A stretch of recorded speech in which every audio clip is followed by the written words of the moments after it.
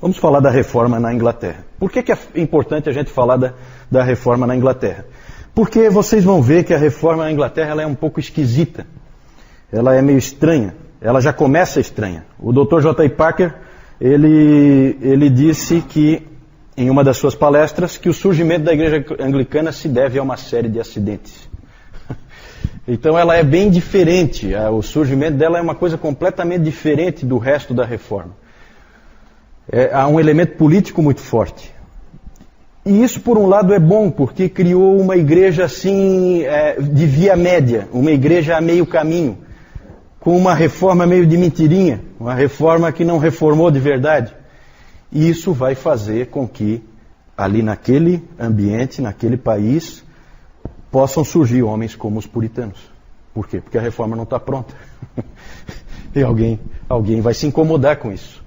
Então é bom que, por um lado é bom que a coisa tenha sido assim, a meio caminho, para que depois viesse uma outra geração e completasse a caminhada. Tudo começa, e é uma coisa muito esquisita, quando você fala em Inglaterra, você fala de reis e rainhas, né? E não foi diferente na questão da reforma na Inglaterra. Tudo gira em torno de reis e rainhas, a gente não tem como escapar de falar de reis e rainhas. Tanto que a própria igreja anglicana, o surgimento dela se deve a um divórcio. A um divórcio do rei Henrique VIII. Esse rei Henrique VIII, bem conhecido, ele teve 6 esposas. A primeira morreu, a segunda foi decapitada, a terceira ele se divorciou. A quarta morreu, a quinta foi decapitada também, e a sexta foi a única que sobreviveu. Né? Então, parece ser realmente um bom partido esse Henrique VIII. Né? 2 ele mandou decapitar, então é interessante, um sujeito bastante estranho. E tudo gira em torno do fato de uma das esposas dele, a Catarina de Aragão, espanhola, não ter dado a ele um herdeiro homem. Havia uma preocupação muito grande em ter um herdeiro homem, porque ele tinha acabado de vir de uma série de revoluções, houve a Guerra dos 100 Anos, depois houve a War of Roses, como eles falam, que é uma revolução, uma guerra civil, e então ele se preocupava muito em ter um filho homem para ser o seu sucessor. E ela não lhe dava um filho homem, então ele quis se divorciar. E aí tinha que ser autorizado pelo Papa o divórcio. Só que tem um probleminha. A Catarina de Aragão não era qualquer pessoa. Ela era só a tia do imperador Carlos V. E aí, politicamente, você arrumou para sua cabeça. O Papa não vai autorizar, porque ele tem medo. E o Henrique VIII também fica numa situação difícil. Então ficaram enrolando. Certo? Ficou aquela burocracia e não saía nunca a autorização dele para se divorciar. O que ele fez?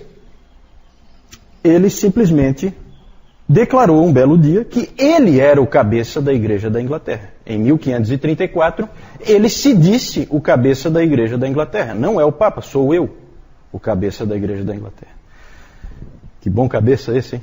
6 esposas, 2 ele decapitou. Duas perderam a cabeça por ele, né? Devia ser realmente um... Mas ele então simplesmente fez isso. Politicamente declarou que ele passava a ser o cabeça da igreja. E aí, Henrique VIII autorizou Henrique VIII a se divorciar. Certo? Perceberam a jogada? Que maravilha, né? Alguém já disse que esse cara aí, Henrique VIII, alguém disse sobre ele. Ele era o rei, o único rei, e nada mais que o rei. E em relação à Igreja da Inglaterra, ele era o Papa, o único Papa, e algo mais do que o Papa. Então esse sujeito aí, na verdade, governava com mão de ferro, não só o reino, mas a própria Igreja. Sim. Ele é um dos Tudors, o Henrique VIII é um dos Tudors. É a dinastia Tudor. Aí vocês já perceberam, pelo quadro assim que vocês puderam ver do Henrique VIII, vocês já perceberam que quem não concordava com ele morria, né?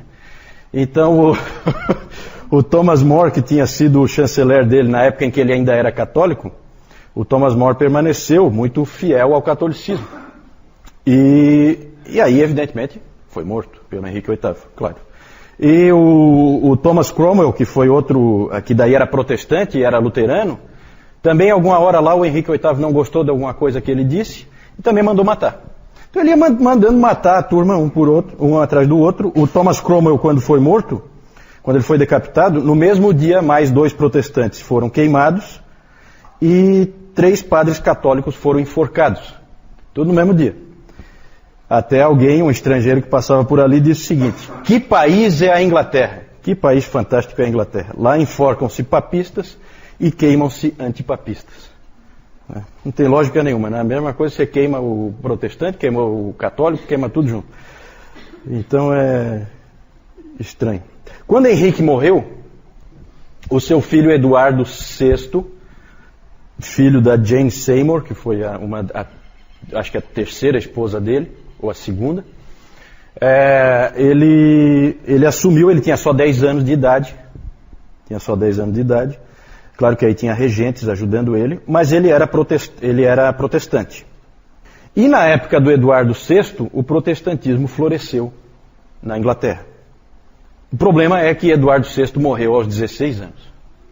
E aí assumiu a irmã dele, Maria I, a Sanguinária.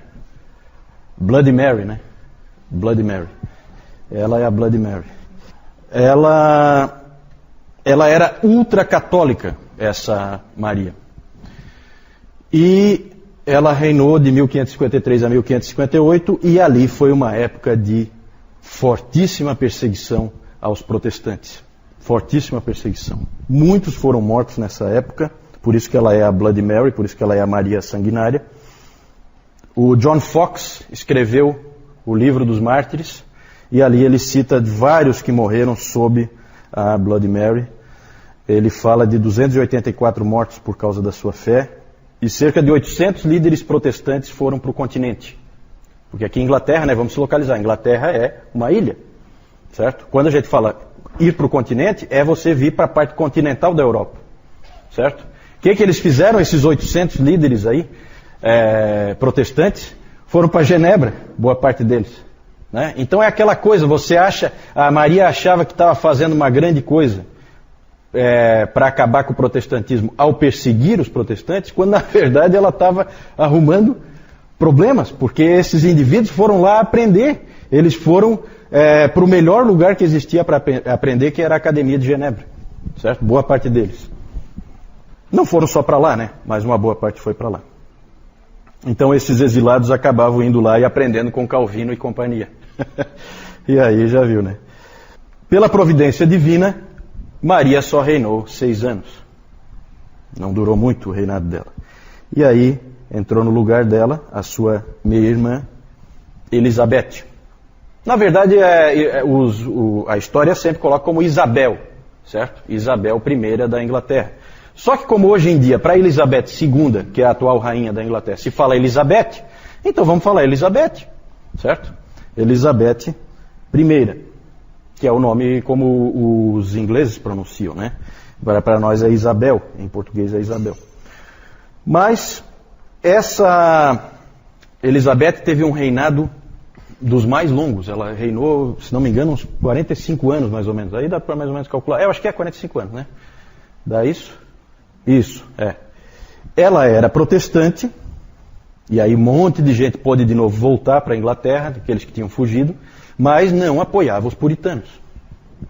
Ela é aquela protestante meio caminho. Isso tudo é importante mais para frente. Na verdade, por aí vocês vão vendo o tom do anglicanismo. O anglicanismo, vocês viram mais ou menos como é que ele é construído. Em cima da figura de reis e rainhas com interesses políticos, né? Então ele é meio pobre assim em termos de consciência. Não há muita consciência. Ele é uma via média, né, entre o catolicismo e o protestantismo. É claro que não é só isso. É claro que você tem lá dentro acontecendo, já tinha há muito tempo, desde o tempo do Wycliffe, lembra do Wycliffe? Nós tínhamos os Lollardos que eram pregadores, que levavam as ideias do Wycliffe, que faziam a pregação da palavra. Então, não podemos imaginar que na Inglaterra foi só uma coisa do rei dizer que agora nós somos protestantes e que não havia um protestantismo real ali. Havia sim, só que não nos principais postos. Por quê? Porque o modelo é aquele modelo com bispos, então o rei da Inglaterra ou a rainha da Inglaterra nomeia os bispos e toda a estrutura da igreja é calcada em cima de questões políticas. Interessante é que, para vocês terem uma ideia do anglicanismo, como é que é, tem a história do vigário de Bray. Bray é uma cidade que tinha lá, e tinha um vigário lá, que cada vez que mudava de rei ou rainha, ele mudava. Então, uma hora ele era católico, depois ele era protestante, aí ele, né, então ele ia conforme a música, dançava sempre conforme a música. E alguém chegou para ele e perguntou assim, mas você não tem princípios? Você não segue princípios?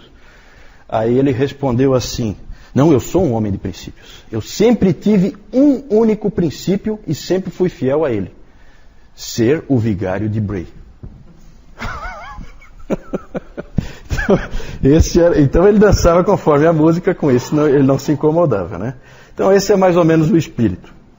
Houve então forte influência do Wycliffe lá na Inglaterra e influência de Lutero, muito forte, porque os escritos de Lutero circulavam por toda a Europa. O Lutero influenciou todo mundo.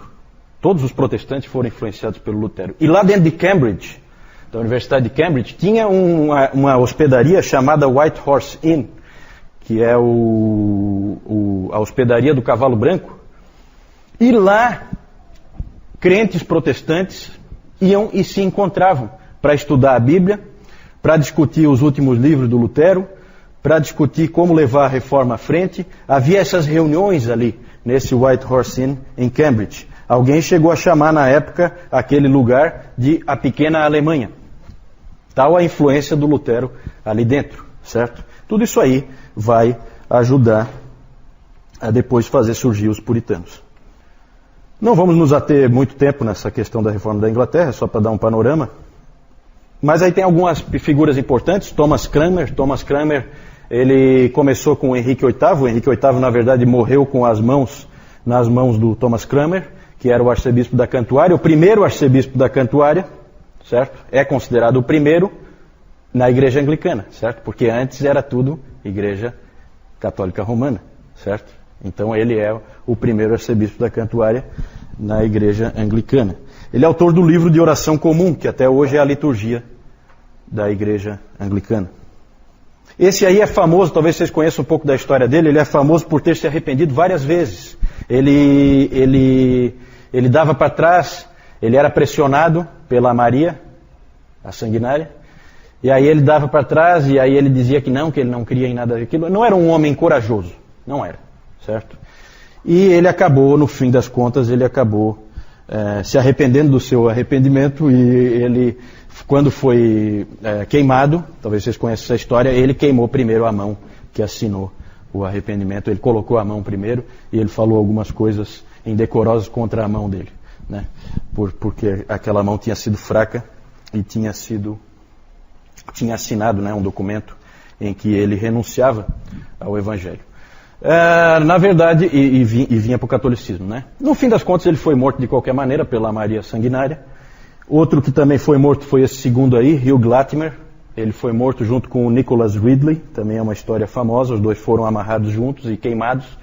O Latimer era um grande pregador, fortíssimo pregador do Evangelho, e foi morto junto com esse Nicholas Ridley. Ali tem a famosa frase dele para o Ridley, né, que ele falou assim: fique firme, mestre Ridley. Neste dia nós vamos acender tal candeia, pela graça de Deus, na Inglaterra, que eu confio que jamais se apagará. Isso lá na fogueira, ele falou pro Ridley. Né? Um pouquinho de humor aí, né? Vamos acender uma candeia, na verdade estão pegando fogo. Né? E por último, esse também é um sujeito muito importante, talvez vocês já tenham visto o nome dele, porque sempre que se fala em Bíblias, se fala em William Tyndale. Ele fez a tradução da Bíblia. Ah, mas o John Wycliffe já tinha feito. Sim, o Wycliffe tinha feito, mas ele tinha traduzido da Vulgata. Essa tradução do Tyndale é uma tradução direto dos originais, direto dos manuscritos, direto do grego, certo? Ele começou traduzindo Claro que aqui já há influência do quê? Dos humanistas, influência do Erasmo, né? Então essa é a época em que começam as traduções vindo do original, certo? O Tyndale então fez a tradução dele, fez o trabalho todo no continente, tá? Não na Inglaterra, porque ele foi perseguido pelo Thomas More, que era chanceler católico do Henrique VIII, quando Henrique VIII não era protestante ainda. Ele completou o Novo Testamento em 1526 e já tinha traduzido metade do Velho Testamento quando morreu, então, em 1536. Depois o Miles Coverdale terminou a tradução. É só citar esses nomes aí, porque podem aparecer, de repente estão lendo alguma coisa, aparecem os nomes aí, então só para lembrar que alguma vez vocês já ouviram os nomes dessas pessoas aí. Então aí, nós temos aí os reis e rainhas, né? O Henrique VIII ali, o Eduardo VI, evidentemente, morreu com 16 anos, então só tem a pintura dele ainda menino. A Maria I, então, a Maria Sanguinária, e a Elizabeth I. Essa Elizabeth I sempre aparece em um monte de filmes aí de Hollywood, né? Vários filmes ela já apareceu, toda hora vem um outro filme com a Elizabeth I. Foi uma rainha muito importante na história da Inglaterra. 45 anos de reinado não é pouca coisa. E ainda mais no meio daquela turbulência toda. Thomas Cranmer, Hugh Latimer e, aqui está errado, esse aqui é o Tyndale.